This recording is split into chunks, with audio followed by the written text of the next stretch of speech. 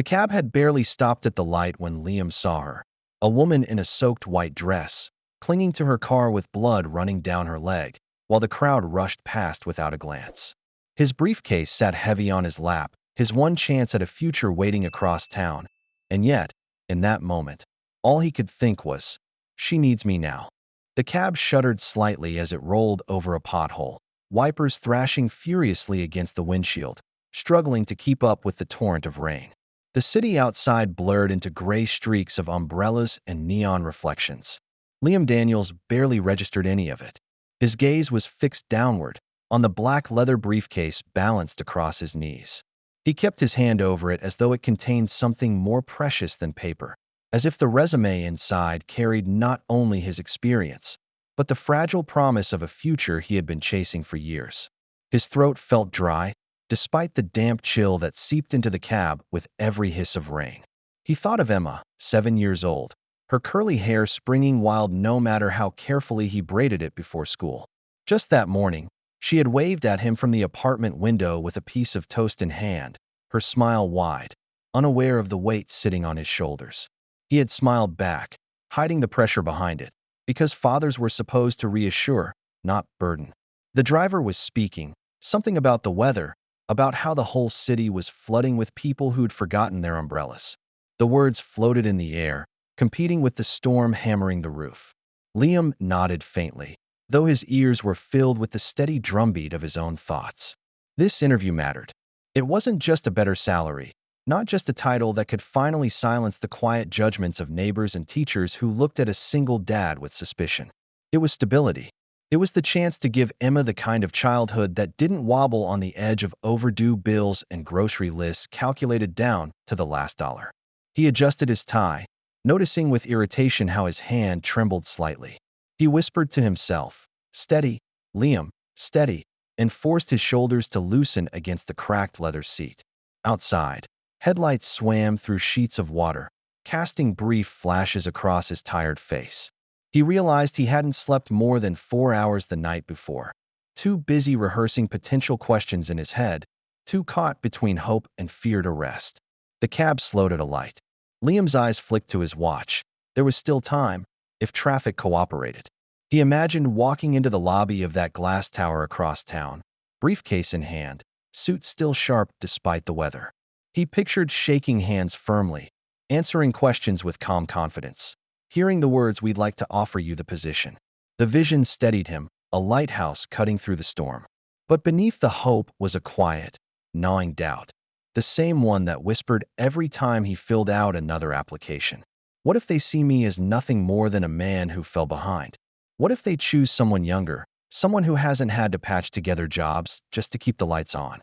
He clenched the handle of his briefcase tighter, as if squeezing those fears into silence. The driver muttered again about the rain. Liam barely heard him.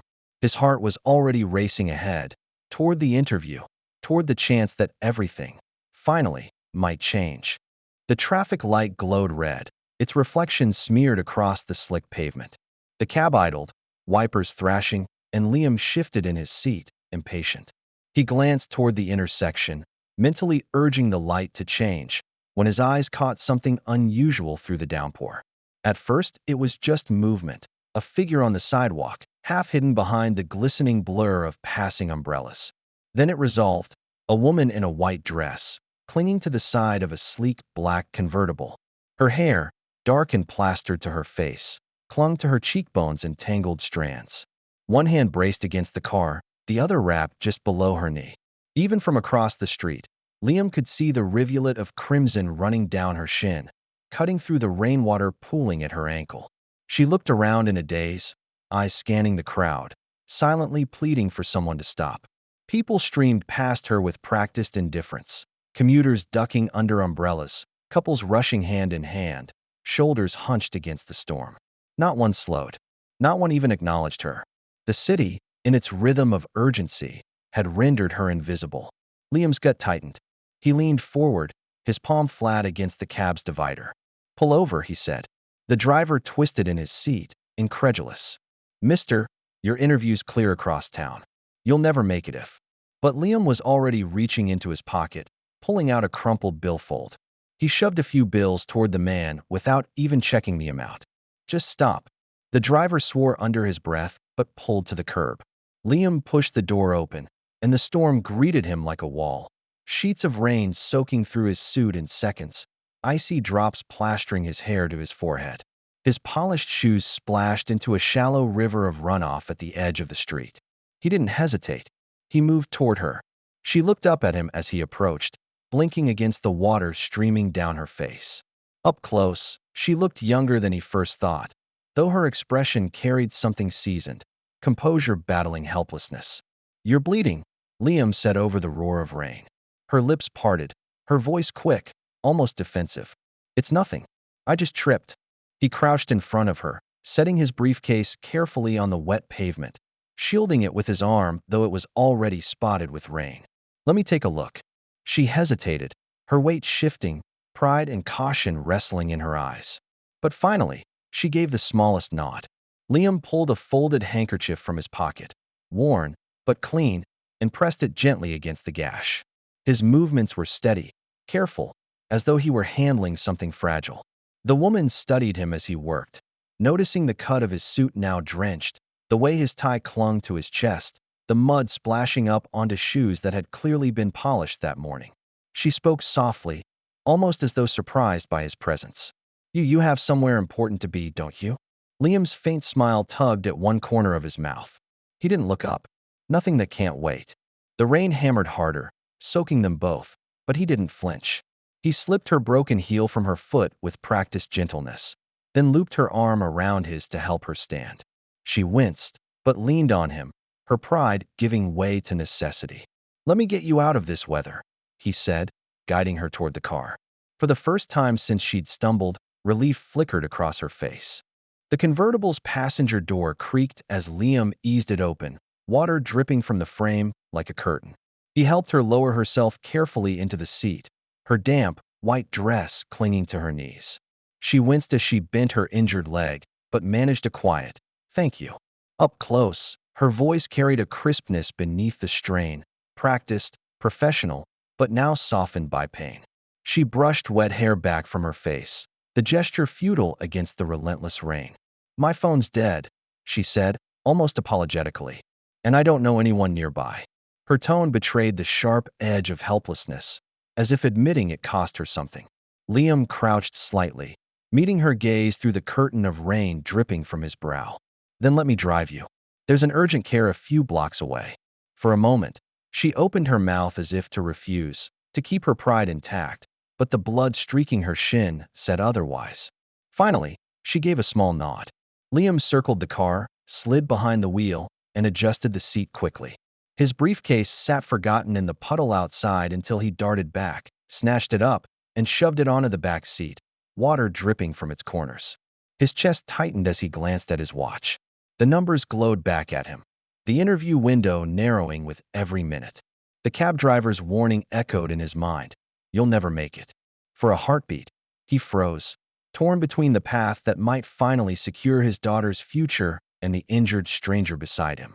But when he looked at her, pale knuckles gripping the edge of the seat, blood still seeping despite his handkerchief, the decision crystallized. Some choices weren't calculated, they were instinct. He turned the key. The engine hummed to life, windshield wipers beating a frantic rhythm. He pulled away from the curb, merging into the river of cars, steering toward the glowing Red Cross sign a few blocks ahead. The silence inside the car was broken only by the patter of rain against the glass. She studied him, as if puzzling out the reason behind his detour. Finally, her voice cut through the quiet. "You didn't have to stop," she said softly. "Most people wouldn't." Liam kept his eyes on the road. Maybe most people forget that one day they might be the ones standing in the rain. She turned her face toward the window, the faintest smile tugging at her lips, though her eyes glistened. When they pulled into the clinic's lot, Liam parked under the harsh glow of fluorescent lights. He hurried out, rushing to her side before she could even reach for the door handle. His hand steadied her elbow as she stepped gingerly onto the slick pavement. Together they made their way through the glass doors, dripping water across the sterile tile floor. As a nurse whisked her away for treatment, Liam sank into a chair in the waiting area. The cushions squeaked under his soaked suit. He placed his briefcase on his lap, droplets forming a dark patch on its surface. That was when he felt it, the buzz in his pocket. He pulled out his phone. The screen lit with the company's number. His chest constricted. He knew exactly what it meant. The time had passed. The chance he had rehearsed for, prayed for, clung to, gone. He closed his eyes, exhaling slowly. And yet, as the phone buzzed again, he didn't move to answer. Across the room, the sliding door clicked. She emerged with a fresh white bandage wrapped neatly around her shin. She paused, spotting him still waiting, still drenched. Something unreadable flickered across her face, gratitude, but also curiosity. "You missed something for me, didn't you?" she asked gently. Liam shrugged, the faintest trace of weariness and acceptance in his smile. "Some things can be rescheduled," he said. "People can't." For the first time since he'd seen her on the street, her shoulders relaxed. She didn't press further. The drive from the clinic to downtown was quieter. The rain had settled into a steady curtain against the windshield, the city blurring behind it. Liam kept his eyes on the road, his grip firm but calm on the steering wheel. The woman sat in silence beside him, her injured legs stretched carefully, her gaze shifting between the bandage and the passing lights outside. When the hotel came into view, a tall building with a canopy glowing warmly against the storm, Liam slowed to the curb. He shifted into park, then turned toward her. For the first time since they'd met, there was no urgency pressing between them, only a fragile stillness. "You're here," he said simply. She lingered in her seat, studying him as though searching for a clue to the kind of man who would stop in the middle of his day, ruin his suit, and miss something clearly important without complaint. "What's your name?" she asked finally. "Liam. Liam Daniels." His voice was steady, though inside he felt a strange unease at the finality of this parting. She nodded once, her expression softening. "Claire," she said in return, her name carrying the quiet weight of something unfinished. For a moment, neither moved. The storm pressed against the car, the world muffled in gray. Liam reached back, retrieved her broken heel, and set it gently on the seat beside her. "You'll want this fixed," he said with a faint smile. Her lips curved slightly, though her eyes remained serious. "You lost something today, didn't you?" The question lingered between them like smoke.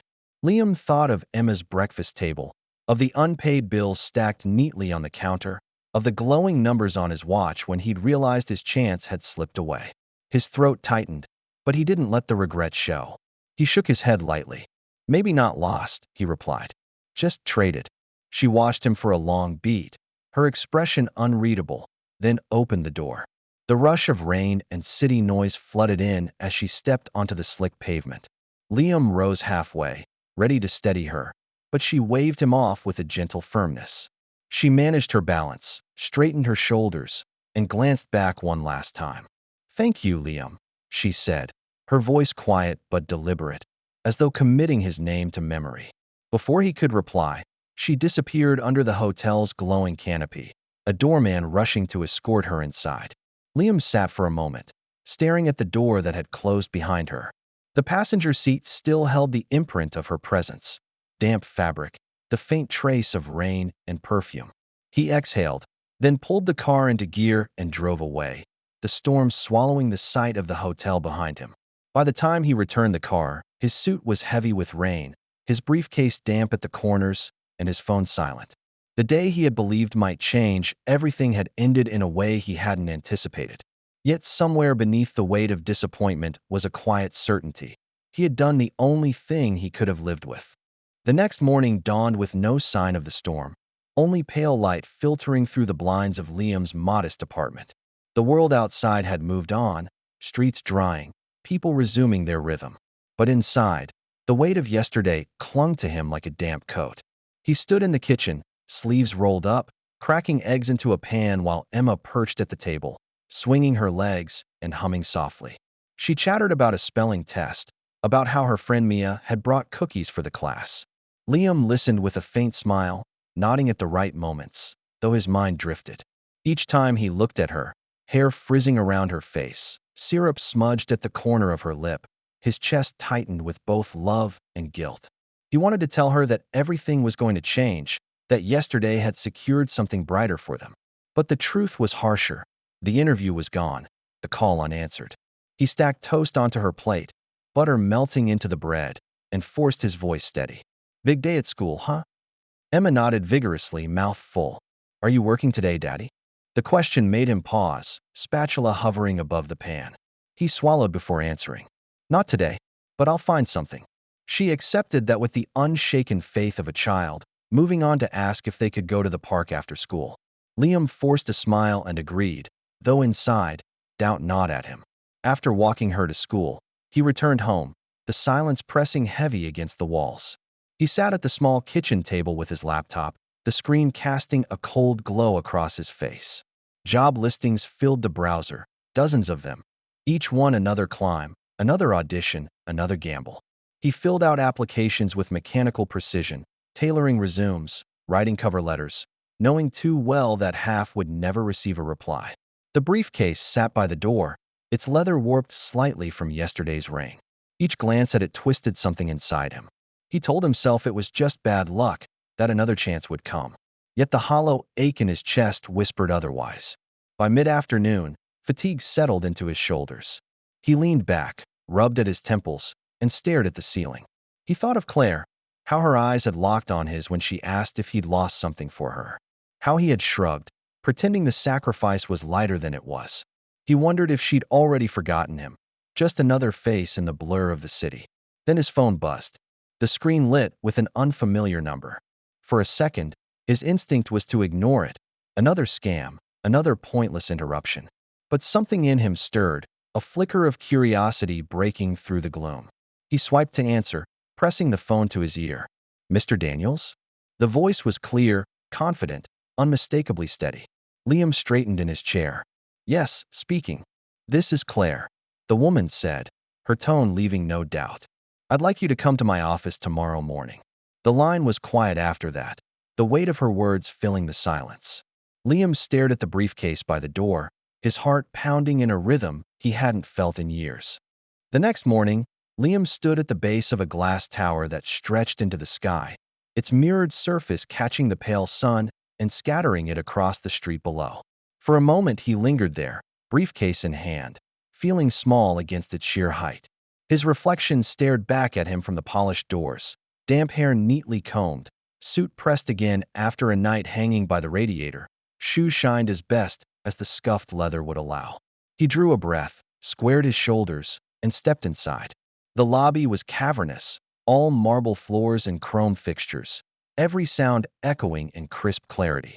A receptionist greeted him with professional brightness and, after a quick call, directed him toward the elevators. Liam rode in silence, the numbers glowing overhead, each floor pulling him higher until the doors finally slid open onto the top floor. Sunlight poured through towering windows, washing over sleek furniture and modern art pieces. At the far end, a corner office stood with glass walls, its door slightly ajar. He approached, the weight in his chest tightening, uncertain of what he would find. Inside, she was waiting. Not the rain-soaked woman in the clinging white dress he remembered, but a figure transformed. Claire, poised in a tailored suit of deep navy, her posture straight, her presence commanding. The air around her seemed to hum with authority. Her smile was measured but warm. "Mr. Daniels," she said, gesturing to the chair opposite her desk. "I'm glad you came." Liam sat, still trying to reconcile the image before him with the memory of the woman clutching her leg in the storm. You work here?" he asked carefully, almost tentative. Claire's smile deepened, a glint of amusement in her eyes. "I don't just work here. I run it. Hale Industries is mine." For a moment, Liam simply stared, his mind stalling on the words. CEO. The weight of her title reverberated in the polished air of the office. He felt his pulse in his throat, his hands tightening unconsciously around the handle of his briefcase. Claire leaned forward, her voice steady. "Yesterday, I was stranded in the rain. Injured. In a hurry. And do you know how many people walked past me?" She held his gaze. "Dozens. Some even looked, but they kept going. You didn't. You stopped. You sacrificed something important for a stranger. That told me everything I needed to know about your character." Heat rose in Liam's face. He shook his head, instinctively modest. Anyone would have done the same. Her eyes locked on his, unwavering. "Not anyone. That's why you're here." She slid a folder across the desk toward him. The crisp paper whispered against the polished wood. Inside, neatly clipped, was a job offer, position, salary, benefits, all surpassing what he had been chasing for months. Liam blinked at the pages, still processing. "Why me?" he asked finally, his voice hushed, almost disbelieving. "Because skills can be taught," Claire replied, her tone carrying quiet conviction. "Integrity cannot. I want people here who lead with humanity. And yesterday, you showed me yours." For a long moment, words failed him. He felt the thrum of his own heartbeat in his ears, the disbelief mixing with a surge of something brighter. Relief, hope, maybe even joy. He closed the folder slowly, looked up at her, and smiled. "Yes," he said simply. "I'd be honored." Claire's expression softened into something almost personal. "Good. Then let's get started." That evening, the city wore a gentler face. The storm had passed, leaving the air cool and fresh, the streets glistening under soft light.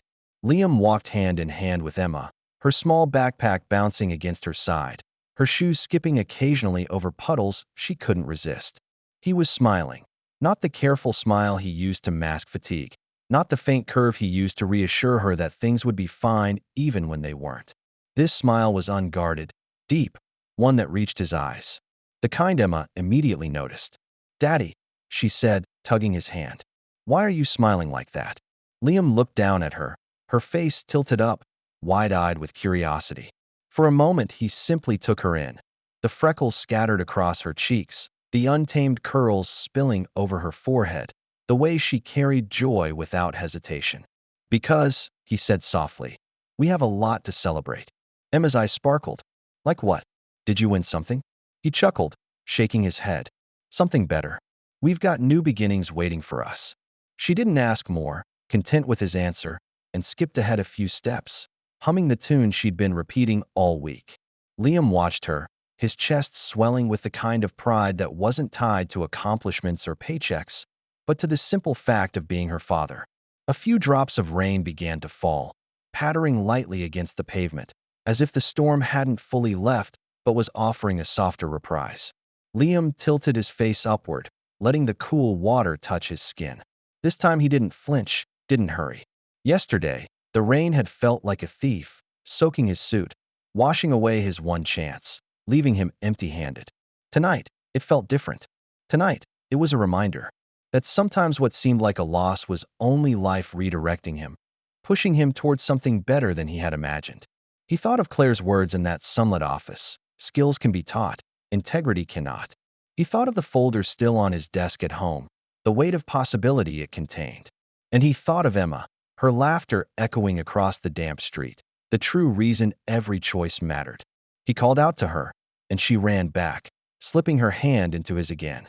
Together they walked the last stretch home, their reflections dancing in the puddles, the rain stitching small circles around their feet. Liam's heart was lighter than it had been in years. The storm had not taken his chance away, it had given him one.